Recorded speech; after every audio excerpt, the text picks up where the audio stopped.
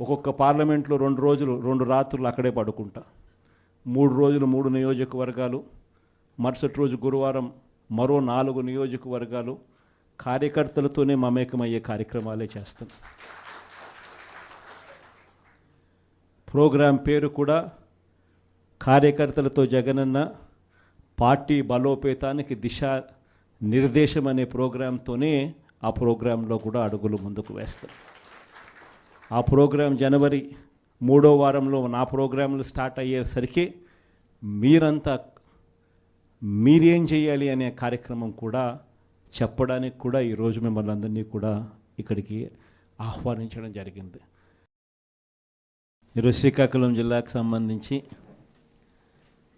జెడ్పీటీసీలను, ఎంపీపీలను, municipal చైర్పర్సన్లను అందరినీ కూడా ఇక్కడికి ఆహ్వానించడానికి, మీతో కాస్త టైం గడపడానికి ప్రధానమైన కారణం ఏమిటి అనేది కొద్ది గొప్ప మీ అందరికీ కూడా అవగాహన ఉంటుంది అనుకుంటా.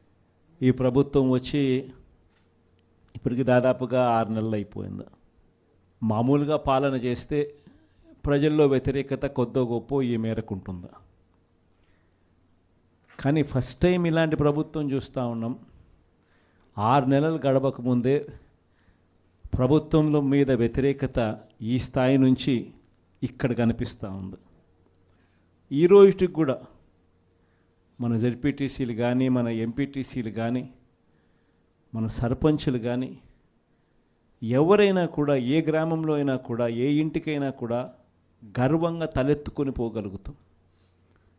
కారణం ఏమిటి అని అంటే, ఎన్నికలప్పుడు మా పార్టీ ఇవన్నీ చెప్పింది, తూచా తప్పకుండా ప్రతి ఇది కూడా చేసి చూపించిన ప్రభుత్వం మాది అని చెప్పి సగర్వంగా తలెత్తుకొని చెప్పుకునే పరిస్థితి ఏ ప్రభుత్వానికైనా ఉంది అని అంటే అది ఒక వైఎస్ఆర్సీపీ ప్రభుత్వమే అని చెప్పి కూడా గర్వంగా చెప్పగలుగుతాం.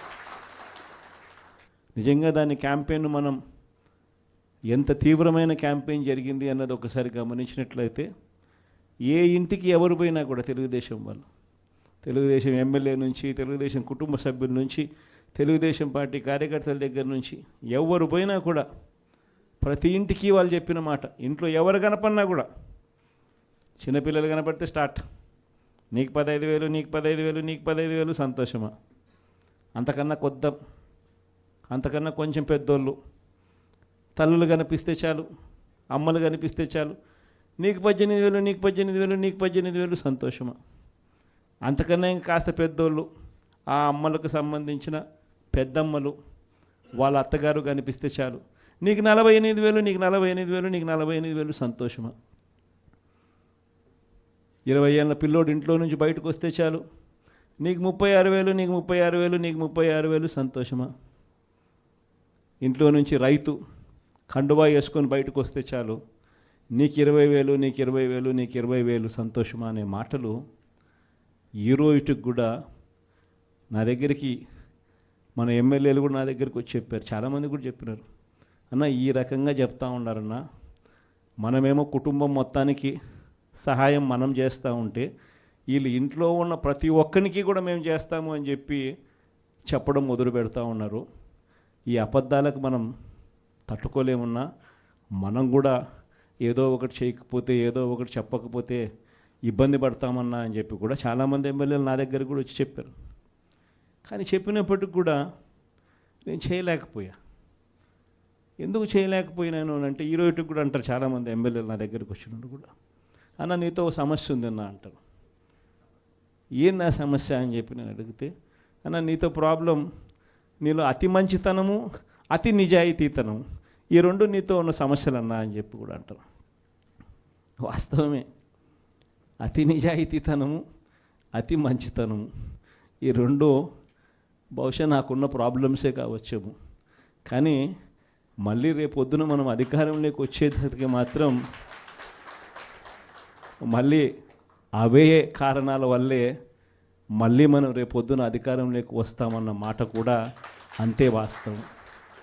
ప్రైవేట్ స్కూళ్ళు గవర్నమెంట్ స్కూళ్ళల్లో పోటీ పడగలుగుతాయా, ఇది సాధ్యమేనా అని చెప్పి అనుకునే పరిస్థితి నుంచి ప్రతి 6వ తరగతి నుంచి ప్రతి క్లాస్ రూమ్లోనూ డిజిటల్ క్లాస్ రూములు తయారు చేసి ఇవన్నీ తీసుకొచ్చి మన హయాంలో గర్వంగా కూడా తలెత్తుకొని చెప్పగలుగుతాం. ప్రైవేట్ స్కూళ్ళు గవర్నమెంట్ స్కూళ్ళతో పోటీ పడే పరిస్థితి వచ్చింది అని అంటే అది ఒక్క వైఎస్ఆర్సీపీ హయాంలో మాత్రమే. వసతి దీవెన గాలికి ఎగిరిపోయింది.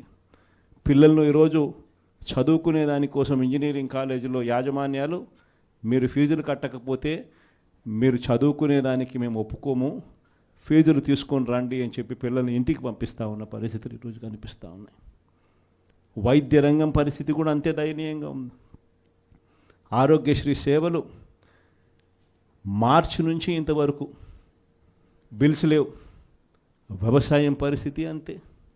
ఆర్బీకేలు స్థాపించి ఈ క్రాప్ పెట్టి ట్రాన్స్పరెంట్గా పారదర్శకంగా ఉచిత పంటల బీమా అమలు చేసి దళారీ వ్యవస్థ అనేది లేకోకుండా ఆర్బీకేల ద్వారానే పంటలు కొనుగోలు చేసి ప్రతి రైతుకు తోడుగా అండగా నిలబడే కార్యక్రమం మనం చేస్తే ఈరోజు ఏ రైతు ధాన్యం కొనుగోలులో ఏ రైతుకు కూడా కనీస మద్దతు ధర రాని పరిస్థితిలో ఈరోజు వ్యవసాయం చేస్తూ ఉన్న పరిస్థితులు ఈరోజు కనిపిస్తూ ఉన్నాయి. మళ్ళీ పథకాలు ఎలా ఉన్నాయో అని హలో అని ఫోన్ చేసి అడుగుతారంట. సరే పథకాలు ఉంటే కదా నువ్వు హలో అని చెప్తే అవతలోడు హలో అని చెప్పి మళ్ళీ చెప్పేదానికి. పథకాలు లేవు, ఫోన్ చేసి నువ్వు హలో చెప్తున్నావు. అది పరిస్థితి. ఇంత దారుణమైన పరిస్థితుల్లో ఒకవైపున ఉంటే మరోవైపున చూస్తే విచ్చలవిడిగా కరప్షన్. ఇసుక రేట్లు మనకన్నా తక్కువ రేట్లకు ఇస్తామన్నారు. ఈరోజు చూస్తే కనీసం ఆ రోజు రాష్ట్ర ప్రభుత్వానికి కనీసం ఖజానాకు డబ్బులు వచ్చేటివి. ఈరోజు రాష్ట్ర ప్రభుత్వానికి రూపాయి కూడా డబ్బు ఆదాయం రాకపోగా ఇసుక రేట్లు చూస్తే డబల్. ఈరోజు మద్యం పరిస్థితి చూస్తే గవర్నమెంట్ నడిపే మద్యం షాపులు పూర్తిగా రద్దు. ప్రతి గ్రామంలోనూ వేలం వేసి బెల్ట్ షాపులు 2 లక్షలు 3 లక్షలు అని చెప్పి వేలం వేసి మరీ బెల్ట్ షాపులు నడుపుతూ ఉన్నారు. 6 నెలలు అయిపోయింది. ఇక మనం కూడా ప్రజల తరపున నిలబడాల్సిన సమయం వచ్చింది అని చెప్పి గట్టిగా కూడా మళ్ళీ చెయ్యి కలిపి పనిచేయాలి అని చెప్పి చెప్పడానికి మళ్ళీ మిమ్మల్ని అందరినీ కూడా ఇక్కడికి రమ్మని చెప్పడం జరిగింది. నా ప్రోగ్రాం సంక్రాంతి తర్వాత నా ప్రోగ్రాములు కూడా జిల్లాల్లో స్టార్ట్ అవుతాయి. నేను కూడా సంక్రాంతి అయిపోయిన తర్వాత జనవరి 3వ వారం నుంచి జనవరి చివరిలోనో జనవరి 3వ వారం నుంచో నా ప్రోగ్రాములు కూడా జిల్లాల్లో స్టార్ట్ అవుతాయి. నేను కూడా ప్రతి జిల్లాలోనూ అక్కడే నిద్ర చేస్తా. ప్రతి బుధవారం ప్రతి గురువారం ఒక్కొక్క పార్లమెంట్లో 2 రోజులు 2 రాత్రులు అక్కడే పడుకుంటా. 3 రోజులు 3 నియోజకవర్గాలు, మరుసటి రోజు గురువారం మరో 4 నియోజకవర్గాలు కార్యకర్తలతోనే మమేకమయ్యే కార్యక్రమాలే చేస్తాం. ప్రోగ్రాం పేరు కూడా కార్యకర్తలతో జగనన్న పార్టీ బలోపేతానికి దిశ నిర్దేశం అనే ప్రోగ్రాంతోనే ఆ ప్రోగ్రాంలో కూడా అడుగులు ముందుకు వేస్తాం. ఆ ప్రోగ్రాం జనవరి 3వ వారంలో నా ప్రోగ్రాంలు స్టార్ట్ అయ్యేసరికి మీరేం చేయాలి అనే కార్యక్రమం కూడా చెప్పడానికి కూడా ఈరోజు మిమ్మల్ని అందరినీ కూడా ఇక్కడికి ఆహ్వానించడం జరిగింది. ఈరోజు శ్రీకాకుళం జిల్లాకు సంబంధించి జెడ్పీటీసీలను, ఎంపీపీలను, మున్సిపల్ చైర్పర్సన్లను అందరినీ కూడా ఇక్కడికి ఆహ్వానించడానికి, మీతో కాస్త టైం గడపడానికి ప్రధానమైన కారణం ఏమిటి అనేది కొద్ది గొప్ప మీ అందరికీ కూడా అవగాహన ఉంటుంది అనుకుంటా. ఈ ప్రభుత్వం వచ్చి ఇప్పటికి దాదాపుగా 6 నెలలు అయిపోయింది. మామూలుగా పాలన చేస్తే ప్రజల్లో వ్యతిరేకత కొద్ది గొప్ప ఈ మేరకు ఉంటుందా? కానీ ఫస్ట్ టైం ఇలాంటి ప్రభుత్వం చూస్తూ ఉన్నాం. 6 నెలలు గడవకముందే ప్రభుత్వంలో మీద వ్యతిరేకత ఈ స్థాయి నుంచి ఇక్కడ కనిపిస్తూ ఉంది. ఈ రోజుకి కూడా మన జెడ్పీటీసీలు కానీ, మన ఎంపీటీసీలు కానీ, మన సర్పంచులు కానీ ఎవరైనా కూడా ఏ గ్రామంలో అయినా కూడా ఏ ఇంటికైనా కూడా గర్వంగా తలెత్తుకొని పోగలుగుతాం. కారణం ఏమిటి అనంటే ఎన్నికలప్పుడు మా పార్టీ ఇవన్నీ చెప్పింది. తూచా తప్పకుండా ప్రతి ఇది కూడా చేసి చూపించిన ప్రభుత్వం మాది అని చెప్పి సగర్వంగా తలెత్తుకొని చెప్పుకునే పరిస్థితి ఏ ప్రభుత్వానికైనా ఉంది అని అంటే అది ఒక్క వైఎస్ఆర్సీపీ ప్రభుత్వమే అని చెప్పి కూడా గర్వంగా చెప్పగలుగుతాం. నిజంగా దాని క్యాంపెయిన్ మనం ఎంత తీవ్రమైన క్యాంపెయిన్ జరిగింది అన్నది ఒకసారి గమనించినట్లయితే ఏ ఇంటికి ఎవరు పోయినా కూడా తెలుగుదేశం వాళ్ళు, తెలుగుదేశం ఎమ్మెల్యే నుంచి, తెలుగుదేశం కుటుంబ సభ్యుల నుంచి, తెలుగుదేశం పార్టీ కార్యకర్తల దగ్గర నుంచి ఎవరు పోయినా కూడా ప్రతి ఇంటికి వాళ్ళు చెప్పిన మాట, ఇంట్లో ఎవరు కనపడినా కూడా చిన్నపిల్లలు కనపడితే స్టార్ట్, నీకు 15,000, నీకు 15,000, నీకు 15,000, సంతోషమా?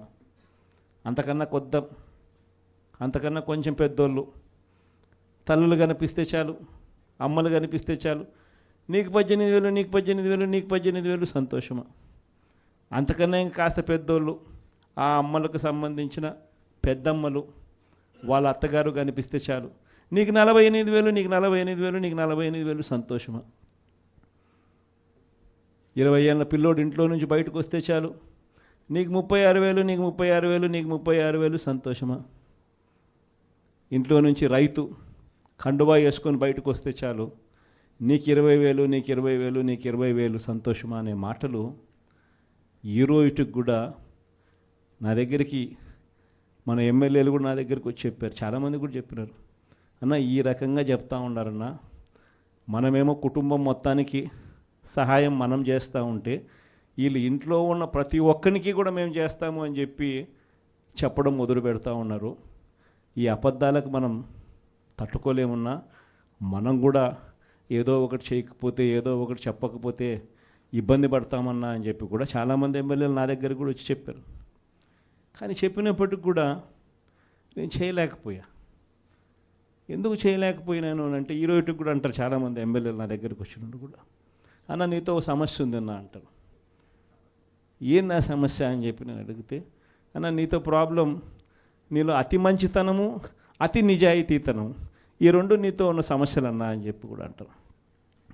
వాస్తవమే, అతి నిజాయితీతనము, అతి మంచితనము, ఈ రెండు బహుశా నాకున్న ప్రాబ్లమ్సే కావచ్చేమో. కానీ మళ్ళీ రేపొద్దున మనం అధికారంలోకి వచ్చేసరికి మాత్రం మళ్ళీ అవే కారణాల వల్లే మళ్ళీ మనం రేపొద్దున అధికారంలోకి వస్తామన్న మాట కూడా అంతే వాస్తవం. ప్రైవేట్ స్కూళ్ళు గవర్నమెంట్ స్కూళ్ళల్లో పోటీ పడగలుగుతాయా, ఇది సాధ్యమేనా అని చెప్పి అనుకునే పరిస్థితి నుంచి ప్రతి 6వ తరగతి నుంచి ప్రతి క్లాస్ రూమ్లోనూ డిజిటల్ క్లాస్ రూములు తయారు చేసి ఇవన్నీ